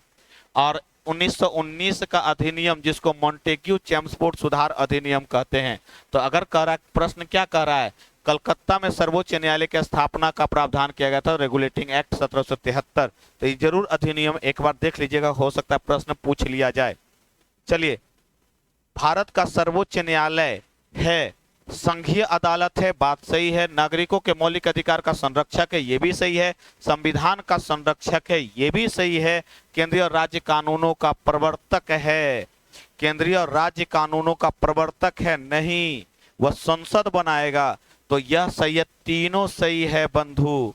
क्लियर? प्रवर्तक नहीं, संरक्षक बोलेंगे। क्लियर? तो 1 और 2 और 3, 3 सही है, 1 2 3 सही है। क्लियर? तो कह रहा है कि सही उत्तर चुनिए। तो क्या हो जाएगा? 1 2 3। और सुप्रीम कोर्ट की स्थापना, अब याद रखिएगा, सुप्रीम कोर्ट की स्थापना भाग 5 में नहीं है। और अनुच्छेद 124 147 तक में सुप्रीम कोर्ट की स्थापना और इसके अधिकार का उल्लेख है। ठीक है, और सुप्रीम कोर्ट जो इसके अभी वर्तमान न्यायाधीश कौन है? तो डी.वाई. चंद्रचूड़ हैं। चलिए आगे आइए, अगले क्वेश्चंस की तरफ आइए। 467 नंबर। अच्छा, अनुच्छेद 280 दिया हुआ, अनुच्छेद 280 में वित्त आयोग की स्थापना का उल्लेख है। वित्त आयोग एक संवैधानिक संस्था है, ध्यान रखिएगा। वित्त आयोग एक संवैधानिक संस्था है जिसका निर्माण प्रत्येक 5 वर्षों के लिए होता है, 5 वर्षों पर होता है। और इसके अध्यक्ष की नियुक्ति, संवैधानिक संस्था इसलिए इसके अध्यक्ष की नियुक्ति राष्ट्रपति करता है। यह एक प्रकार का सलाहकारी संस्था है, यह एक प्रकार का सलाहकारी संस्था है जो केंद्र और राज्य के बीच में, करों के बंटवारे की सिफारिश करता है, करों के बंटवारों की सिफारिश करता है। हाल ही में ना ये 15वां वित्त आयोग चल रहा है ना, अभी एक वित्त आयोग का गठन किया गया है ना। तो कौन करता है? तो अनुच्छेद 280 में है। और यह किसी से भी प्रश्न पूछ सकता है, इस सलाह ले सकता है, इसी कारण किसी की भी जांच कर सकता, फाइल मंगा सकता है। इसी कारण इसको न्यायिक अर्ध न्यायिक संस्था के रूप में माना जाता है। कार्यकारी नहीं है, सलाहकारी संस्था है, एडवाइजरी बॉडी है। क्लियर। तो एडवाइजरी बॉडी कारण यह सलाह देता है, मानना न मानना राज्य सरकार, केंद्र सरकार के ऊपर है। क्लियर। तो यह अर्ध न्यायिक संस्था है। तो किसी से भी करों के संबंध में ये प्रश्न पूछ सकता है, फाइल मंगा सकता है, जैसे कैग भी एक प्रकार का अर्ध न्यायिक संस्था है। क्लियर। तो 467 का अनुच्छेद 280 में वित्त आयोग, अगर कहेगा वित्त आयोग कौन सी संस्था है, तो संवैधानिक संस्था है। ठीक है। एक प्रकार का सलाहकारी संस्था है जो राज्य को, केंद्र को सलाह देती है। काम क्या करता है, तो करों के बंटवारे का, किसके करों के बंटवारे, किसके बीच में, तो केंद्र और राज्य के बीच में। इसीलिए इसको राजकोषीय संघवाद से जोड़ करके पढ़ा जाता है। राजकोषीय संघवाद से जोड़ करके पढ़ा जाता है। मैं इसमें संकेतक नहीं बता रहा कि इसे कितने संकेतकों के आधार पर राजकोषीय प्रबंधन, पर्यावरण, क्षेत्रफल, जनसंख्या, ये अलग धारणा है। मैं ये कह रहा हूं कि अर्ध न्यायिक संस्था सलाहकारी संस्था एक प्रकार का है, और ये एक संवैधानिक भी है जिसका उल्लेख अनुच्छेद 280 में है। क्लियर। तो संवैधानिक संस्था होने के नाते इसके अध्यक्ष नियुक्ति कौन करेगा, राष्ट्रपति करेगा। चलिए आइए 467 से 468 नंबर क्वेश्चन पे आते हैं। चलिए 468 नंबर क्वेश्चन पे आते हैं। अब देखिए 26 नवंबर 1949 को संविधान को अपनाने के साथ ही संविधान का कौन सा प्रावधान तुरंत लागू हो गया था, ये भी लागू हो गया था, ये भी लागू हो गया था। अंतरिम संसद संबंधी तीनों प्रावधान लागू हो गए थे। और 26 नवंबर 1949 को संविधान सभा द्वारा अपनाया गया था बंधु। संविधान सभा द्वारा इसी दिवस को माना, संविधान दिवस कहते हैं, इसी दिवस को संविधान दिवस कहते हैं। तो इसका आंसर ऑलरेडी डी हो जाएगा। चलिए 469 वाले क्वेश्चन पे आते हैं। राष्ट्रपति संविधान के अनुच्छेद 123 अध्यादेश से जुड़ा हुआ है। 123 अध्यादेश से जुड़ा हुआ है जो राष्ट्रपति, तो राष्ट्रपति वाला अध्यादेश 123 है, और राज्यपाल वाला अध्यादेश अगर बोलेगा ना तो 213 है। राज्यपाल भी अध्यादेश जारी कर सकता है, तो राज्यपाल वाला अध्यादेश 213 है और राष्ट्रपति वाला 123 है।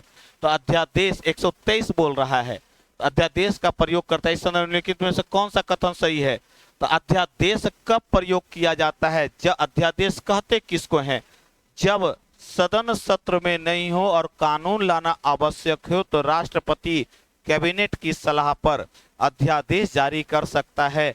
इसका वही मान्यता होगा जो कानून का मान्यता होता है, जो सदन के द्वारा पारित होता है। और याद रखिएगा इसे 6 सप्ताह, अधिकतम 6 महीना, 6 सप्ताह के अंदर सदन के पटल पर लाना होगा। अगर नहीं ला सकते तो मैक्सिमम 6 महीना के अंदर इसको रखना पड़ेगा। 6 महीना तक ये सदन के पटल पर रखना पड़ेगा। राष्ट्रपति किसी भी समय अध्यादेश वापस ले सकता है। अध्यादेश का वही बल होता है जो संसद द्वारा पारित अधिनियम का होता है। सत्य है, राष्ट्रपति किसी भी समय अध्यादेश वापस ले सकता है, सत्य है। संसद के फिर से संवित होने की तारीख से 6 महीने की समाप्ति पर अध्यादेश लागू नहीं करेगा। गलत है बंधु। जो जरूरी नहीं है, अध्यादेश बार बार लाया जा सकता है। जरूरी नहीं है कि एक बार अध्यादेश समाप्त हो गया तो उसको लाया नहीं जा सकता है। कृष्ण कुमार बनाम बिहार सरकार वाद में सुप्रीम कोर्ट ने यही कहा था कि भैया बार बार अध्यादेश का लाया जाना संविधान के साथ धोखा है। और सीडीपीओ के मेंस एग्जाम में यह क्वेश्चन पूछा गया है। सीडीपीओ के मेंस एग्जाम में यह क्वेश्चन आया हुआ है कि बार बार अध्यादेश का लाना संविधान के साथ धोखा है, और यही है। तो जरूरी नहीं है कि 6 महीना के समाप्ति पर अध्यादेश लागू नहीं करेगा, लागू कर सकता है। ठीक है। और अगला है अध्यादेश के संविधान में संशोधन के लिए अध्यादेश जारी किया नहीं। संविधान में संशोधन के लिए अध्यादेश जारी नहीं हो सकता है। अध्यादेश कभी भी संविधान संशोधन के लिए नहीं लाया जाता है। तो 3 नहीं होगा, 4 नहीं होगा, 1 हो जाएगा, 2 हो जाएगा। अब देखो तो ऑप्शन में क्या है, कह रहा है सही उत्तर चुनिए। तो ऑप्शन में क्या हो जाएगा, 1 और 2। तो आंसर क्या हो जाएगा, 1 और 2 आंसर हो जाएगा। क्लियर, 1 और 2 आंसर हो जाएगा। चलिए अगले क्वेश्चंस की तरफ आते हैं। 470 नंबर क्वेश्चंस पे आते हैं। भारत के संविधान में 470 नंबर क्वेश्चंस पे आते हैं बंधु। भारत के संविधान 86वां संविधान संशोधन द्वारा शिक्षा के अधिकार से है। शिक्षा के अधिकार से है 86वां संविधान संशोधन द्वारा। आर्टिकल 21A में समाहित किया गया है शिक्षा के अधिकार से। 86वां संविधान संशोधन आर्टिकल 21A में समाहित किया गया है। इस संबंध में संविधान के अनुच्छेद 19A में प्रावधान नहीं, 21A में प्रावधान है। अब पढ़िए प्रश्न, भारत के संविधान में 86वें संविधान अधिनियम 2002 पारित किया गया। इस संदर्भ में निम्नलिखित कथनों में से कौन सा कथन सही है? तो भैया ये सही नहीं है। ये भी 51A वाला भी सही नहीं, मौलिक कर्तव्य है। इस संबंध में संविधान के अनुच्छेद नहीं, यह ग्राम पंचायत से संबंधित है, यह ग्राम पंचायत से संबंधित है। और 86वां संविधान संशोधन शिक्षा के अधिकार था, शिक्षा का अधिकार 21A में जोड़ा गया है। तो क्या हो जाएगा? इनमें से कोई नहीं, तीनों गलत है। कथन कौन सा सही है? तो भैया तीनों कथन गलत है, तो ई आंसर सही हो जाएगा। चलिए 71 में आइए। भारत में अध्यादेश के उपयोग के संदर्भ में निम्नलिखित कथनों में से कौन सा सही? अध्यादेश के उपयोग के संबंध में निम्नलिखित कथनों में से कौन सा कथन सही है? ध्यान रखिएगा, इसका उपयोग राष्ट्रपति और राज्यपाल द्वारा संविधान के अनुसार, राष्ट्रपति द्वारा 123 और राज्यपाल द्वारा 213। अभी मैंने कहा राष्ट्रपति द्वारा 123 और राज्यपाल द्वारा 213 के तहत किया जा सकता है। करा सही है, तो ये गलत ना हो जाएगा। राष्ट्रपति वाला सही, राज्यपाल नहीं हो सकता। अध्यादेश का उपयोग राष्ट्रपति अपने विवेक से करता है, नहीं कैबिनेट की सलाह से करता है। राष्ट्रपति कोई भी अध्यादेश जारी करेगा तो कैबिनेट की सलाह से करेगा। लोकतंत्र संसदीय लोकतांत्रिक प्रणाली है भारत में अपनाया हुआ। लोकसभा राज्यसभा में सत्र में नहीं होने पर राष्ट्रपति द्वारा अध्यादेश जारी किया। हाँ, जब सदन सत्र में नहीं हो तो राष्ट्रपति अध्यादेश जारी कर सकता है बंधु। तो इसका ऑलरेडी आंसर क्या हो जाएगा? करा सही कथन चुने तो आंसर सी हो जाएगा। ये दोनों आंसर गलत है। क्लियर? अब समझ में आया क्यों गलत है राज्यपाल वाली। अब आइए 472 नंबर को। संसद के एक सदन में मुख्य विपक्षी दल होने के लिए कितने सदस्य की मान्यता होनी चाहिए? कितना वैल्यू होना चाहिए ताकि उसको मुख्य विपक्षी दल का दर्जा मिल जाए? तो मुख्य विपक्षी दल का दर्जा लेने के लिए टोटल कुल सदन सदस्य संख्या का 1/10वां भाग होना चाहिए। कितना होना चाहिए? तब 543 का सदस्य संख्या होने के लिए कितना होना चाहिए? 543 का 10वां भाग कितना हो जाएगा? 54.3। और अगर इससे कम है, या अब देखिए तो कांग्रेस का 54 मेरे ख्याल से है, 52 या 54 है। पिछले बार तो मुख्य विपक्षी दल था ही नहीं। हाँ, सबसे बड़ी पार्टी थी, लेकिन विपक्षी दल का दर्जा नहीं, मुख्य विपक्षी नेता का दर्जा नहीं मिल पाया था। इस बार भी मेरे ख्याल से 54, ये 55 है या 56, देख लीजिएगा। 54.3 होना चाहिए। अब इस आधार पर मैं भूल रहा हूं कि कांग्रेस की सीट कितनी है वहां पर, तो कितना होना चाहिए? तो 1/2 नहीं हो सकता, 1/3 नहीं हो सकता, 1/6 नहीं, 1/10 होना चाहिए। तो ऑप्शन में देखिए तो 1/10 है। हाँ, ऑप्शन में 1/10 है, तो आंसर ऑलरेडी डी हो जाएगा। क्लियर? समझ में आ गया बंधु? यहां पर देखिए राष्ट्रपति के क्षमादान के संबंध में प्रश्न है।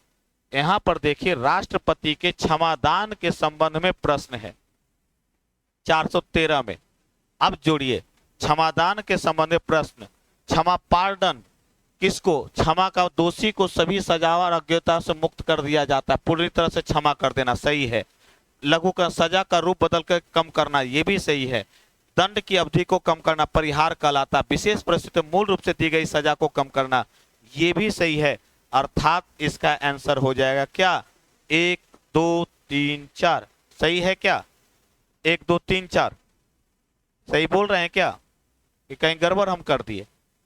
क्षमा का मतलब है कि दोषी को सभी सजाओं, क्षमा का मतलब एक बार देखो तो सही हम कर रहे हैं क्या? मुझे लगता है कि हम गलत तो नहीं कर दिए। क्षमा का मतलब दोषी को सभी सजा और अज्ञताओं से मुक्त कर दिया जाता है, बात सही है। लघुकरण, सजा का रूप बदल कर कम करना, ये भी सही है। परिहार, दंड की अवधि को कम करना, ये भी नहीं सही है जी। आंसर ए होगा, ऑलरेडी आंसर इसका ए हो जाएगा। क्लियर हो गया? तो इस चारों आंसर लगातार सही है, तो 473 का आंसर क्या हो जाएगा? ए हो जाएगा। क्लियर? चलिए 474 नंबर क्वेश्चंस में आते हैं। 474 नंबर क्वेश्चंस में आते हैं।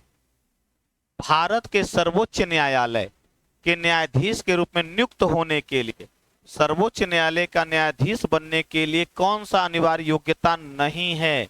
कह रहा है कि कौन सा अनिवार्य योग्यता नहीं है सुप्रीम कोर्ट का न्यायाधीश बनने के लिए? तब भारत का नागरिक होना चाहिए, सही है। कम से कम 35 वर्ष की आयु होनी चाहिए। 2 या 2 से अधिक राज्य में न्यायालयों में 2 या 2 से अधिक न्यायालयों में कम से कम 10 वर्षों के लिए वकील रहा हो, या 5 ये भी सही है, या 5 वर्षों के लिए हाई कोर्ट का 5 वर्षों के लिए हाई कोर्ट का जज रहा हो।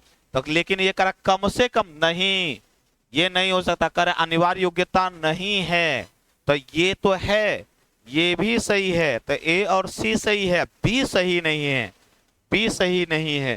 तो इसलिए इसका आंसर ऑलरेडी क्या करा नहीं है, तो इसका आंसर ऑलरेडी क्या हो जाएगा, बी हो जाएगा। अगले पर आइए, निम्नलिखित में से कौन सा नागरिक के मौलिक कर्तव्यों में शामिल नहीं है।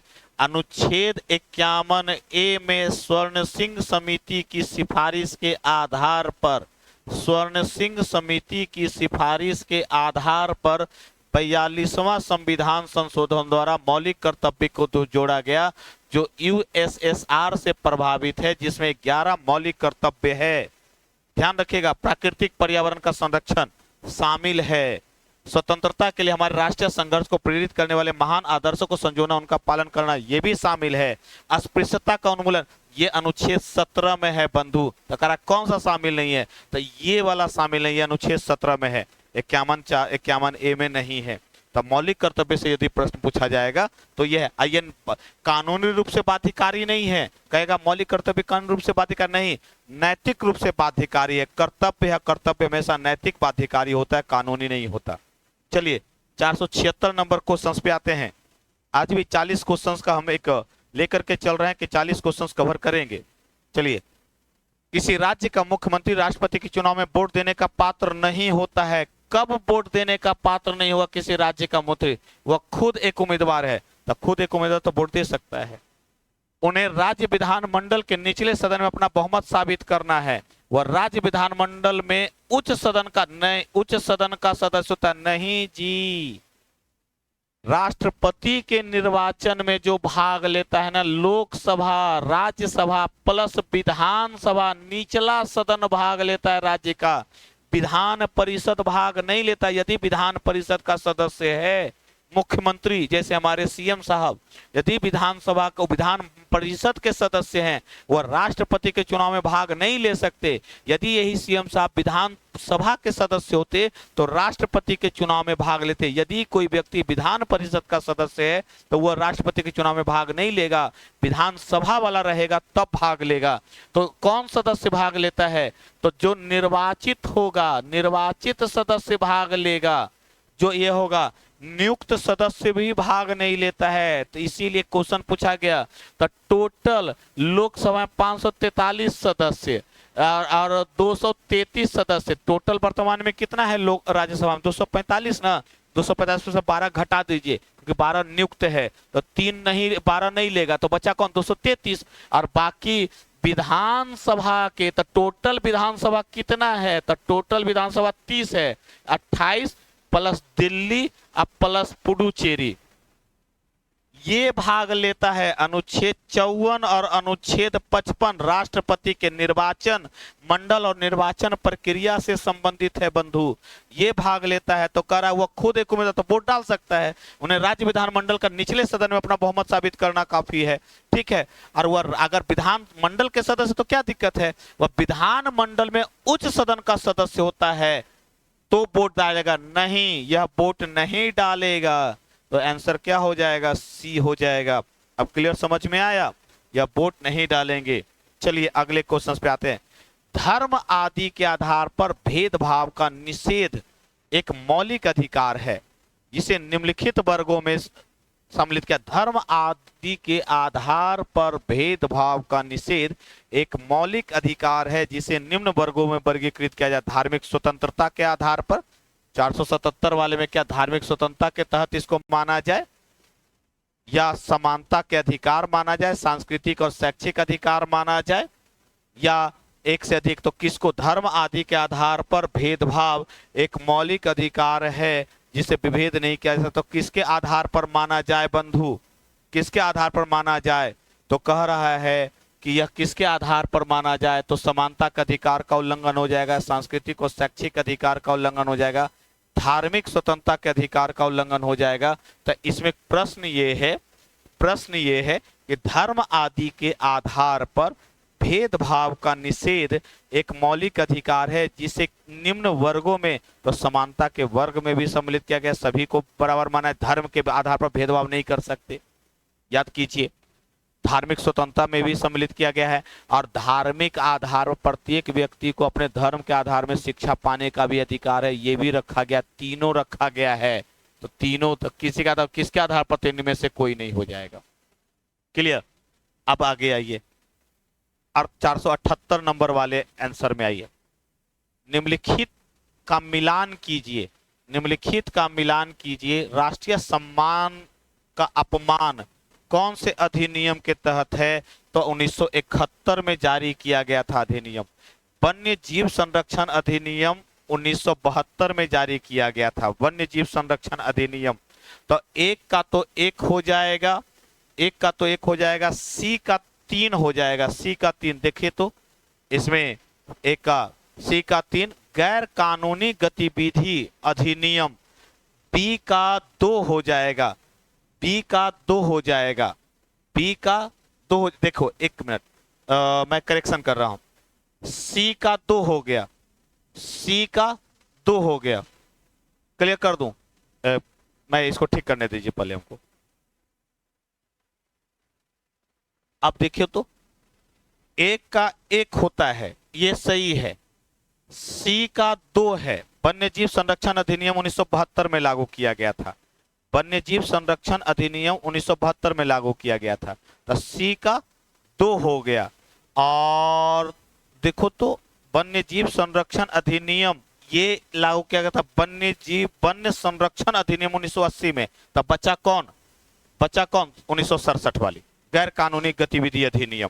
तो आंसर क्या हो जाएगा? ऑलरेडी 1 3 1, बी का 3, सी का 3, ए हो जाएगा आंसर। 1 2 3 नहीं, कहीं गड़बड़ तो नहीं होगा। ए का 1 ठीक है, बी का 3, बी का 3 किस में है? हाँ बी का 3, सी का 2 और 4। तो इसका आंसर ऑलरेडी क्या हो जाएगा? देखना तो, मिलाना तो, मिलाना तो।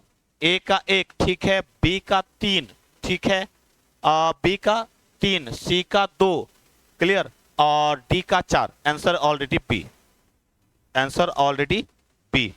क्लियर।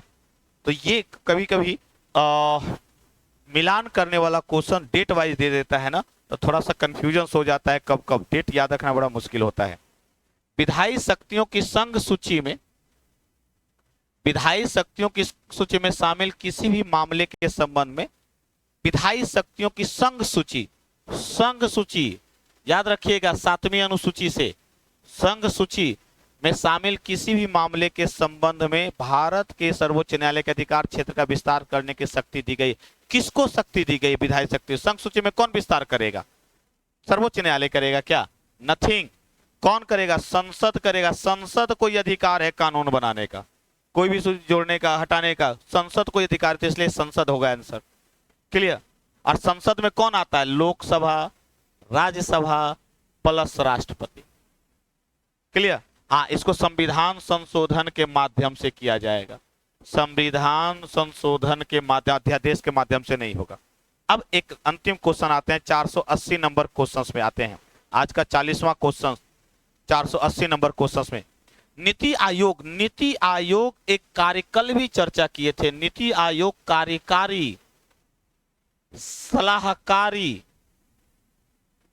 गैर संवैधानिक संस्था है, गैर संवैधानिक संस्था है जिसका अध्यक्ष प्रधानमंत्री होते हैं, और इसका 2015 में इसको स्थापित किया गया, जनवरी 2015 में, जो बॉटम टू टॉप सिद्धांत पर काम करता है, बॉटम टू टॉप सिद्धांत पर कार्य करता है।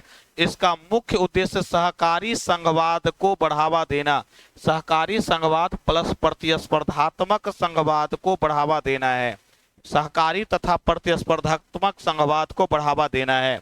क्लियर। और इसका पूर्णकालिक अध्यक्ष प्रधानमंत्री सही है। इसका गठन जनवरी 2015 में हुआ, करा नहीं है।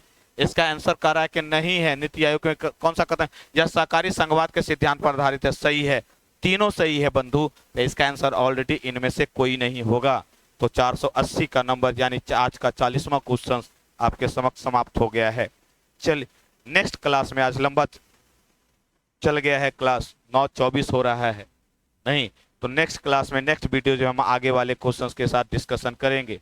आप लोग को यदि पसंद आ रहा होगा, आप लोग कोई सुझाव देना चाहते हैं तो हमें सुझाव दे सकते हैं, इसमें क्या सुधार करना चाहिए, ठीक। और बाकी सारे क्वेश्चंस के जितना जल्दी, इसके लिए मेरा उद्देश्य है कि आपके एग्जाम तक जाते जाते सारे पार्ट्स खत्म हो जाएंगे, सिलेबस मैं खत्म कर दूंगा एग्जाम के पहले तक। 40-40-50 क्वेश्चंस का डिस्कशन रहेगा, तो लगभग मैं वहां तक पहुंच जाऊंगा, उम्मीद है। क्लियर? तो आज के लिए इतना ही, कल दोबारा मुलाकात होगी नेक्स्ट वीडियोस के साथ। तो आज के लिए धन्यवाद।